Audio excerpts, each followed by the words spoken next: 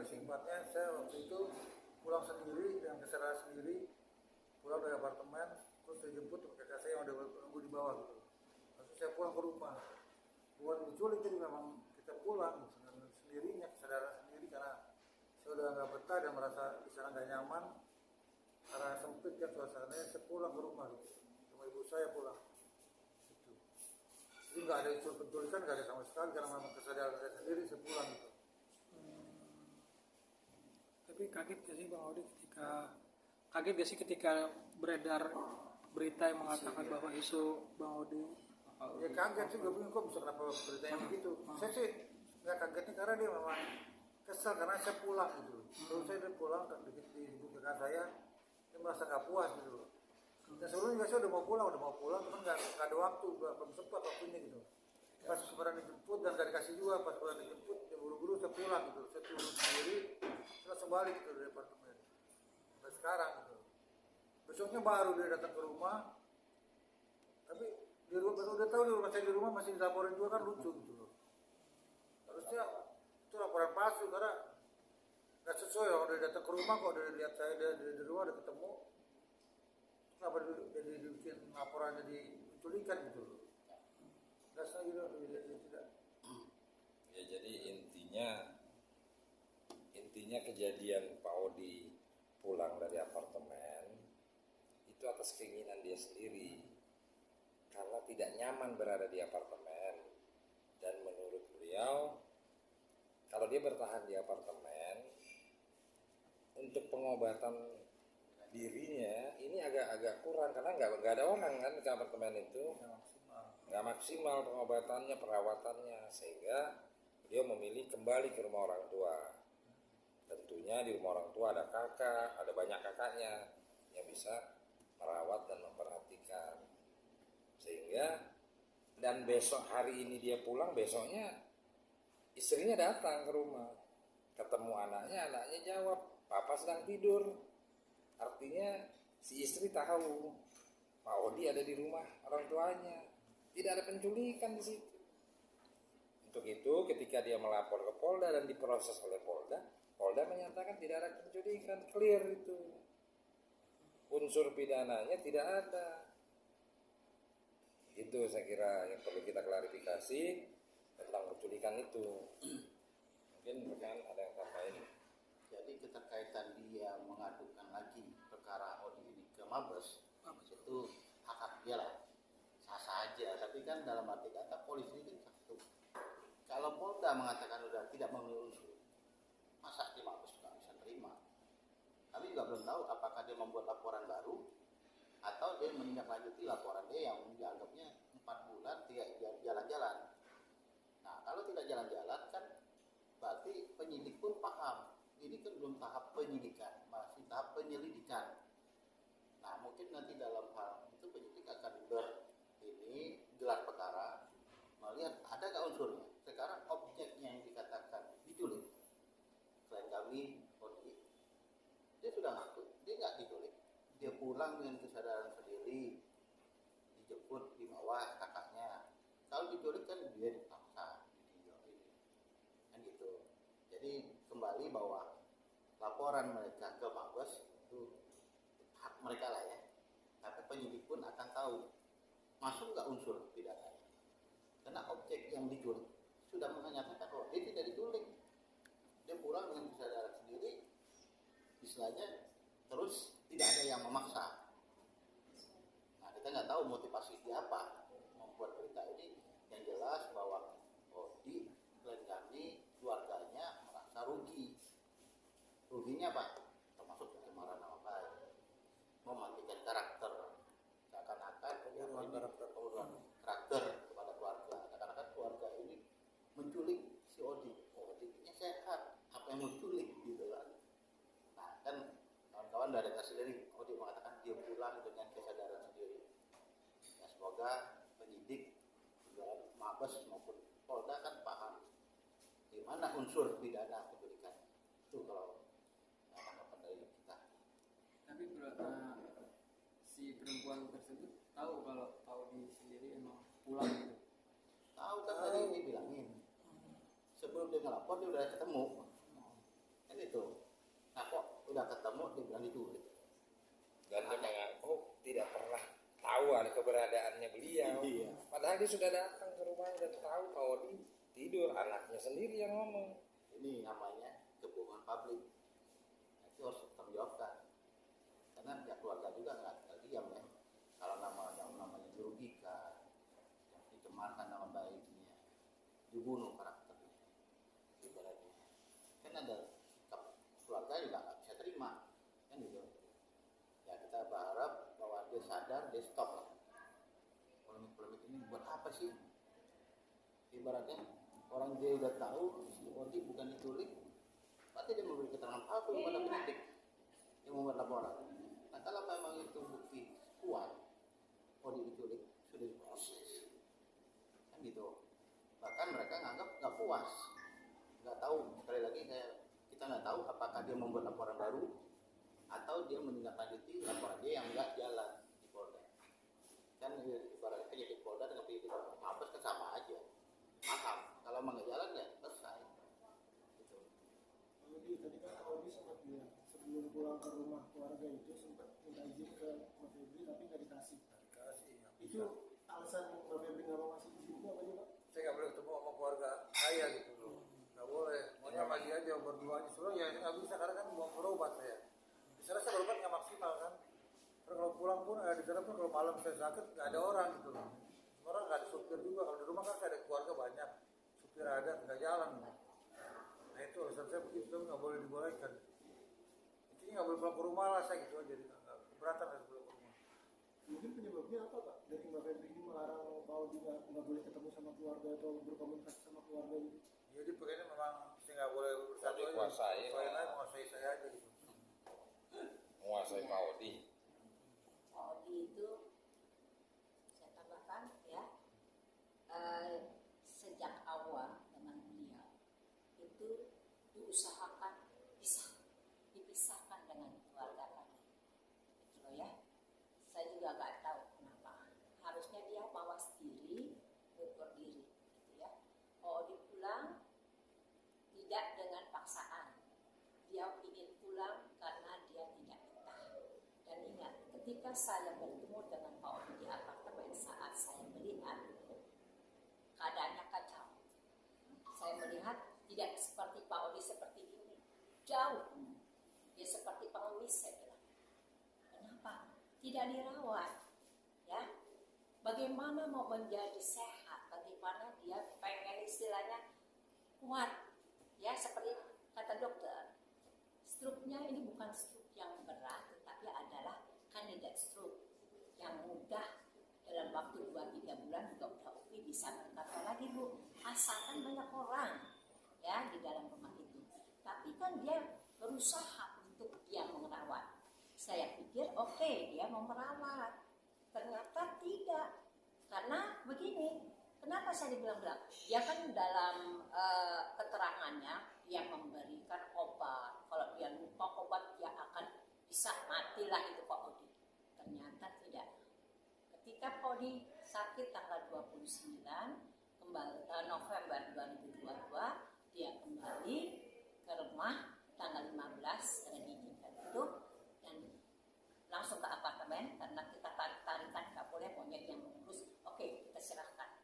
Ternyata sampai di apartemen itu setelah tanggal 15 sampai tanggal 5 April itu Pak Odi cuma diberikan obat yang dari rumah sakit Premier yang pertama dia rawat, sisa sampai habis. Sisanya di bulan itu kan bulan Desember tuh dia ada.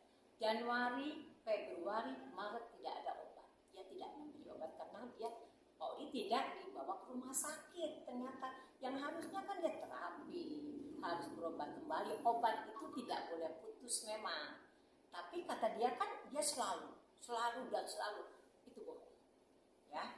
Jadi saya dapatkan info ini tadi malam kebenaran saya cek kontrol Pak Odi sakit rumah sakit lagi dan saya tanya sebenarnya Pak Odi ini berobat di rumah sakit ini yang baru tadinya harusnya kan Premier sekarang Kencana karena di mana? Karena dia nggak mau ke Premier lagi karena sebelumnya di rumah sakit sudah membuat onar. Dia berhimpun sama suster, sama dokter, ya, sama satpam dan segalanya. Itu pekerjaannya di sana. Jadi mungkin dia malu akhirnya pindah, ya, ke RSTM bencana. Saya pengen tahu, saya bilang, suster, ini Pak Odi ini mulai kapan dia mulai berobat di sini? Saya bilang gitu. Oh ibu, Pak Odi itu mulai berobat tanggal 29 Maret 2023. Jadi 29 Maret Pak Odi kembali ke keluarga itu adalah 6 April. Jadi baru 29 Maret itu dia datang ke sana. Kemana aja di bulan Januari, Februari, dan Maret itu Pak Odi dikasih apa obatnya? Ya, nggak cukup dengan terapi yang mungkin istilahnya cuma dipijit sebentar. Itu perlu obat. Ini karena masalah otak. Dan dia bilang ada 2 kali loh dia itu Pak Odi itu namanya apa? Dioperasi. Tidak ada operasi. Hanya DSA, SDSA saja, di mana dicari itu istilahnya yang penyumbatannya. Ya, pertama saya sekali itu saja dan tidak ada lagi obat-obat apa lagi. Jadi jangan dibuatkan hoax sama dia.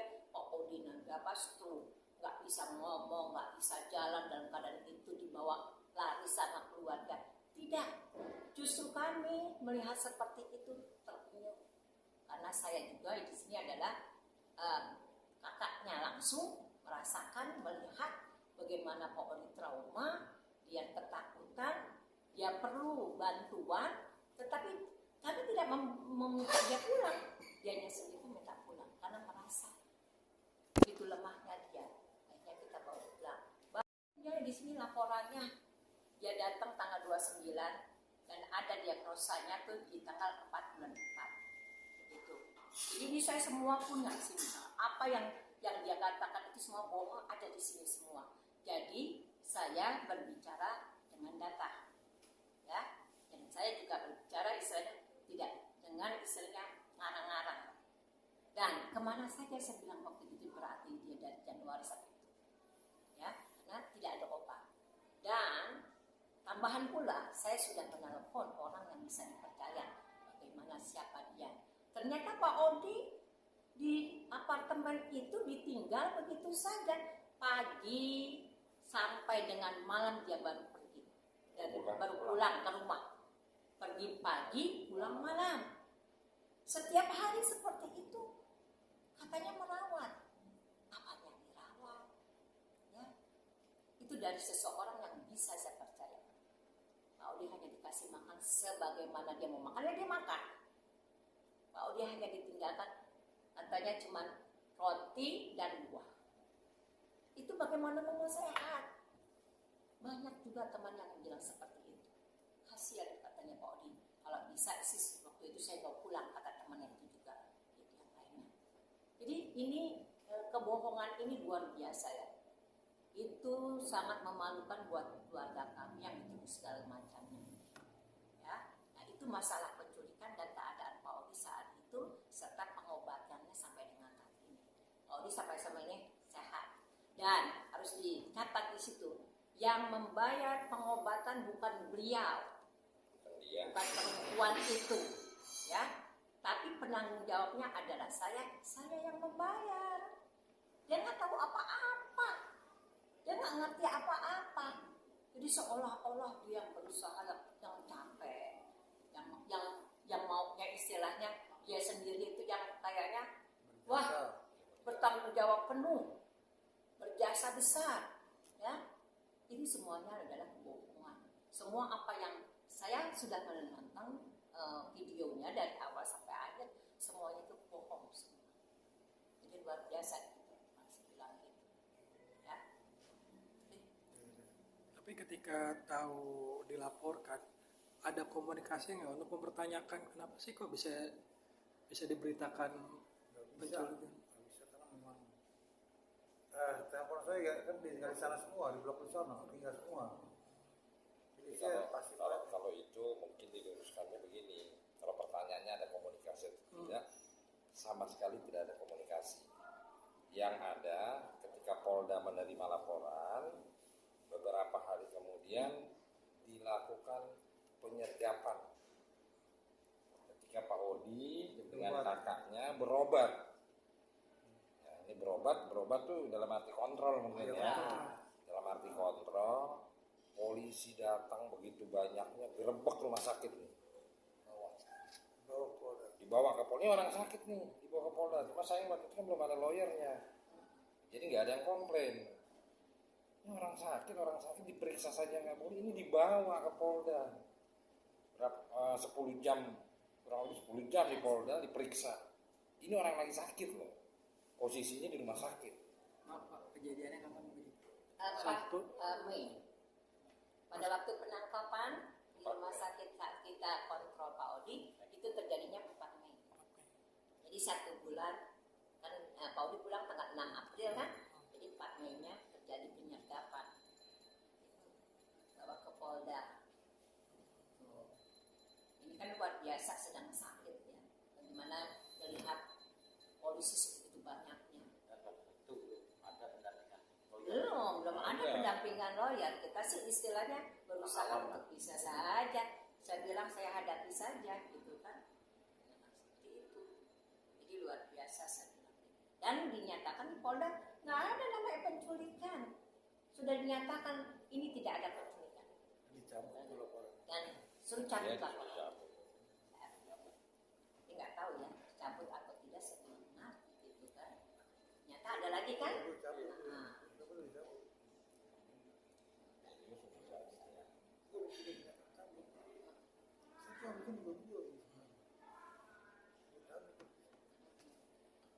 Pak Budi, pihak sana juga mengklaim bahwa permasalahan ini diduga dari laporannya saudara perihal penggelapan aset pernikahannya, seperti apa mungkin Pak Budi? Enggak ada pernikahan, yang jelas begini. Boleh dibilang kan saya tinggal sama ibu saya. Ketika ada istilah sesuatu ya saya ada sertifikat di rumah ibu saya dong. Pokoknya tidak ada penggelapan. Pokoknya nggak ada penggelapan, yang gitu orang milik saya juga kok penggelapan gitu. Aset saya sendiri. Aset apa gitu. Asetnya begitu. Sekarang mobil juga dibawa sama mereka gitu. Aset saya dibawa sama mereka, mobil semua. Apa aja mungkin Pak yang ada sama Ibu Febri? Dia 2 mobil terus peralatan saya di sana sama kerja. Apartemen saya juga di sana sama dia yang kuasai sama mereka. Itu langkah kita, nanti kita akan bicara baik-baik supaya dia mengembalikan secara baik. Kalau enggak ya nanti lupa. Kita lakukan upaya hukum. Karena itu kan bukan milik dia. Mungkin langkah hukumnya seperti apa Pak? Mungkin somasekah atau Ya. lapor balikah atau seperti apa? Yang Ini kan pertama kita pendekatan karena dia sudah melakukan dengan lawyernya, kita akan bicara dengan lawyer secara baik-baik. Tolong kembalikan aset-aset klien kami untuk secara baik-baik. Nah, kalau tetap tidak digubris, langkah berikutnya kan mungkin upaya hukum. Kita menduga dia menggelapkan. Nah, silakan dia buktikan. Untuk mungkin pencemaran nama baik Pak Odi sendiri, apakah akan dilanjutkan atau mungkin Pak Odi sendiri melaporkan kembali itu? Nah, Itu yang sedang kita kaji, itu sedang kita dalami, dan kemudian kita akan tentukan langkah hukum ke depan. Tapi untuk sementara ini kita concern dengan pertanyaan penggelapan aset keluarga. Nah, kita masih mau lihat nih yang mana yang digelapkan. Biar aja polisinya bertindak, tunjukkan apa yang digelapkan, barang-barang dia yang kuasai, digelapinnya gimana? Itu jadi aneh kalau polisi terima laporan ini, aneh. Ini saya nggak ngerti hukum di Indonesia ini kayak apa kalau sampai laporan penggelapan aset diterima oleh polisi, apalagi sampai dilakukan penyelidikan. Itu. Boleh saya tambahkan? Jadi untuk penggelapan aset itu yang disomasi yang pertama adalah adik saya, Eli Medianisi, yang pada mulanya yang pertama sekali. Yang kedua itu ada juga ini dari PS Attorney at Law ya, ini yang pertama kali. Gitu. Dan yang kedua yaitu dituduhkan bukan saja sama Eli Medianisi, tetapi kepada saya, Anum Sari dan Eli Medianisi. Itu diluncurkan oleh Ferrari dari Feradi ini, jadi ini udah yang keduanya, jadinya Pengacara pengacara lain. yang lainnya. Padahal ini sudah jelas-jelas dicabut, sudah dicabut, itu dinyatakan tidak benar. Ini pencabutannya ada, Pak Odi sendiri, dan Pak Odi tidak merasa melaporkan. untuk melaporkan, tetapi ada bukti, ada seorang saksi menyatakan Pak Odi tidak melaporkan ini, yang melaporkan adalah perempuan itu. Pada waktu itu dia pergi ke satu kantor polisi, Pak Odi dan orang itu katanya istilahnya tidak masuk ke kantor polisi. Jadi beliau itu yang masuk, di perempuan ini yang masuk dengan temannya ke kantor polisi, ternyata untuk membuat suatu pernyataan atau tuduhan yang menyatakan penggelapan harta. Jadi bukan Pak Odi pun kaget, akhirnya dicabut ini pencabutannya sama Pak Odi. Jadi seharusnya dia tidak bisa lagi untuk mensomasi kami karena itu sudah tidak berlaku. Ini loh. Jadi ini dia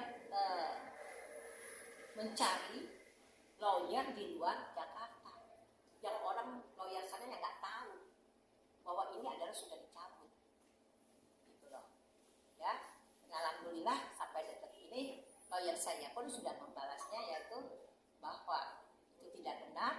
Dan sampai sekarang biasanya tuh lawyer ini yang kedua ini dalam 1 minggu 2 kali dia somasi saya. Tapi setelah adanya ini, kemudian adanya penjelasan yang lainnya, berhenti. Apakah ini berhenti sampai di sini? Mudah-mudahan di sini Edward Sinambela and Partner paham